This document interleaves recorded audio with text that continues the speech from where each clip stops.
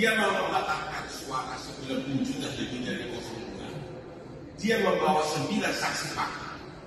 Tapi 2 dari saksi fakta itu hanya mempersoalkan, 1 mempersoalkan 300. Dia mengatakan ada pencoblosan suara 300 dalam kamar. Tapi dia tidak tahu nomor urut berapa yang dia tusuk. Dia hanya bilang kayaknya di tengah. Itu nggak bisa. Jadi 300 gugur. Tim pembela paslon 02 Prabowo Gibran, Hotman Paris menyebut tim hukum Anies Baswedan banyak ahli nujum. Hotman pun mempertanyakan bagaimana tim hukum 01 tahu jika rakyat yang mendapat bantuan sosial pemerintah memilih Prabowo Subianto. Ia lantas mengungkap bahwa suara Anies Baswedan unggul di Provinsi Aceh dan Sumatera Barat, di mana 2 provinsi tersebut juga mendapatkan bantuan sosial pemerintah. Sementara di luar negeri, Prabowo Subianto unggul, padahal di luar negeri tidak ada bansos. Kendati demikian, Hotman menekankan persidangan hanya bisa membuktikan bahwa bansos membeli suara jika ada bukti. Saya melihat Bambang Wijayanto dan PPH kuasa dari 01 bagaikan pungut berindukan bulan.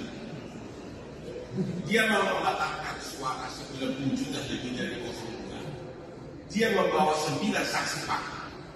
Tapi 2 dari saksi fakta itu hanya mempersoalkan, 1 mempersoalkan 300.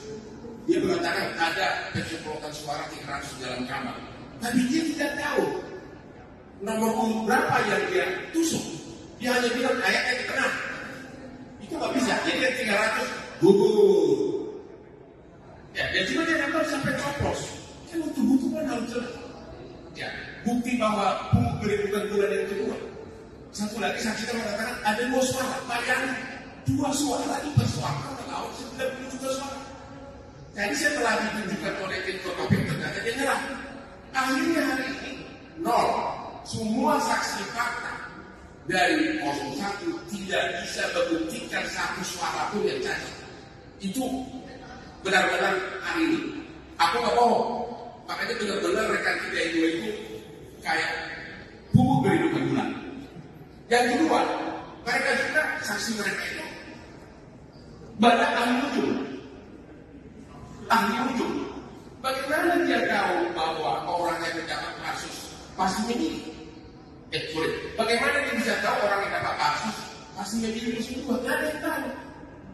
Buktinya Sumatera Barat, Aceh juga dapat kasus tapi kalah 02. Di luar negeri orang berpendidikan tidak ada bansos, mayoritas luar negeri menang 02. Tapi paling utama persidangan hanya bisa membuktikan bahwa bansos membeli suara kalau ada bukti. Kalau hanya ahli ujung yang didatangkan, omong-omong aja. Yang paling menyebalkan lagi dan itu sangat menyebalkan. Anda tahu selama 2 bulan ini apa aplikasinya? Aplikasi. Sirekap tidak sah. Tapi tidak. Jadi di bawah saksi ahli.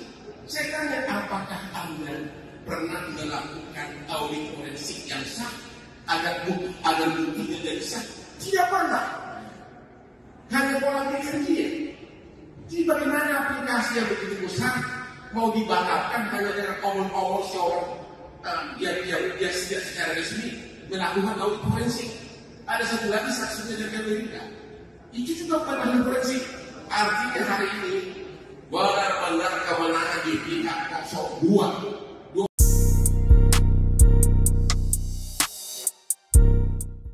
Wakil Ketua Umum Partai Gerindra Habibur Rahman mengungkap arahan yang sempat disampaikan oleh Capres nomor urut 2 Prabowo Subianto. Disebutnya Prabowo pernah meminta seluruh kader partainya untuk tidak menyerang sosok Ketua Umum PDI Perjuangan Megawati Soekarnoputri. Demikian disampaikan Habibur Rahman saat ditemui di Gedung DPR Jakarta pada Senin 1 April 2024. Habibur Rahman mengungkap Prabowo selalu mewanti-wanti internal Partai Gerindra agar tidak menyerang Presiden kelima tersebut. Prabowo meminta untuk menghormati tokoh bangsa termasuk Megawati Soekarnoputri. Prabowo disebut memperbolehkan jika beradu argumentasi soal pemilu. Terkait pertemuan Prabowo dan Megawati, Habibur Rahman menilai hal yang masuk akal. Ia melihat Prabowo dan Megawati memang bersahabat sejak lama. Menurutnya pertemuan kedua tokoh tersebut akan terjadi dalam waktu dekat.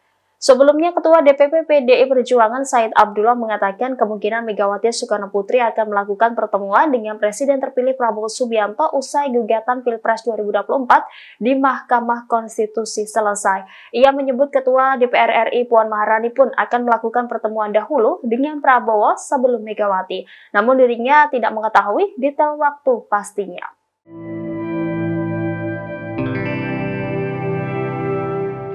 Istana mempersilahkan 4 menteri bersaksi dalam sidang sengketa Pilpres di Mahkamah Konstitusi yang saat ini sedang bergulir. Sebelumnya, Mahkamah telah melayangkan surat pemanggilan terhadap Menteri Ekonomi Airlangga Hartarto, Menko Bidang Pembangunan Manusia dan Budaya Muhadjir Effendi, Menteri Keuangan Sri Mulyani, dan Menteri Sosial Tri Risma hari ini.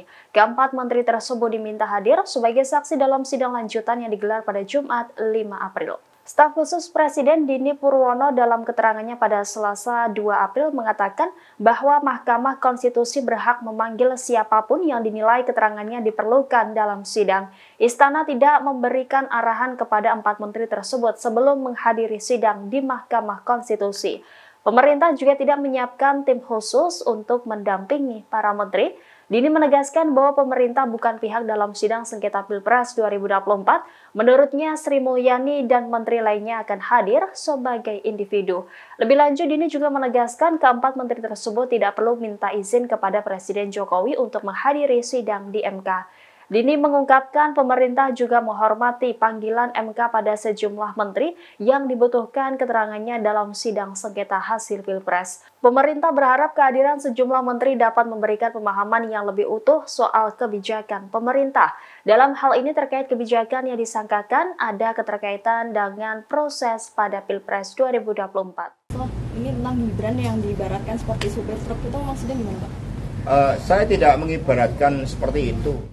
Sebelumnya, Sekretaris Jenderal PD Perjuangan Hasto Kristianto mengaku partainya hilaf mengusung Gibran Raka Buming Raka sebagai wali kota Solo. Bahkan Hasto juga sempat membandingkan Gibran dengan supir truk yang mengalami kecelakaan di gerbang tol Halim. Sentilan ini jelas sampai ke telinga Gibran dan menuai kecaman dari berbagai pihak. Menariknya, kini Hasto mengklarifikasi pernyataan tersebut.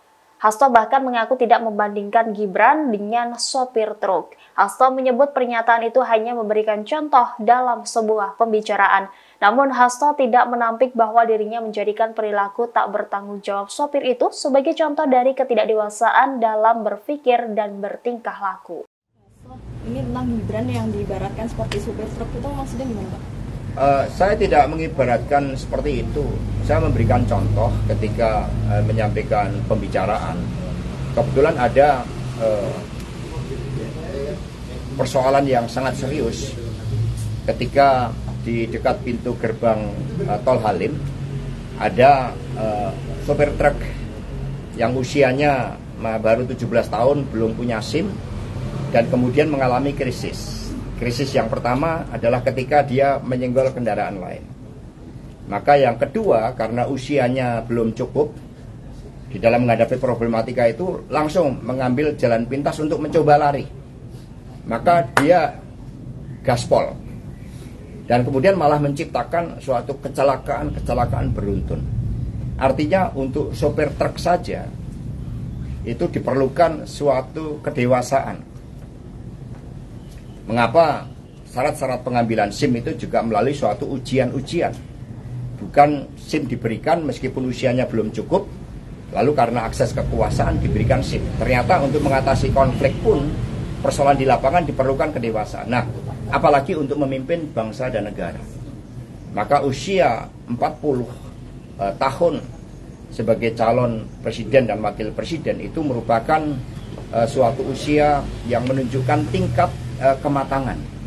Jadi kalau kasus di jalannya proses ini tidak terbendung karena abuse of power.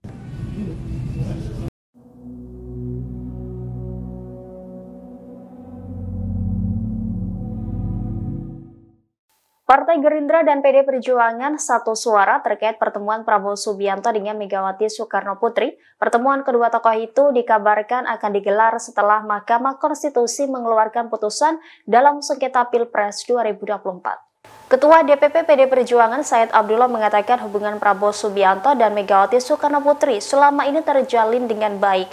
Ia belum bisa memastikan waktu pertemuan Prabowo dan Megawati akan digelar, namun Said menyebut Ketua DPP PD Perjuangan sekaligus Ketua DPR RI Puan Maharani akan lebih dulu bertemu dengan Prabowo Subianto. Senada dengan Said, Sekjen PD Perjuangan Hasto Kristianto juga mengklaim hubungan Prabowo dan Megawati baik. Menurutnya Megawati tidak masalah untuk bertemu dengan Prabowo dalam waktu dekat. Sementara itu Sekjen Gerindra Ahmad Muzani menegaskan pertemuan Prabowo dan Megawati akan dilakukan dalam waktu dekat. Muzani menyebut pertemuan dua petinggi partai itu hanya tinggal menyesuaikan waktu saja. Muzani juga menyatakan Gerindra sepakat dengan PD Perjuangan. Ia berujar Gerindra tidak pernah punya beban dan masalah dengan partai berlambang kepala banteng tersebut. Download Tribun X sekarang, menghadirkan lokal menjadi Indonesia.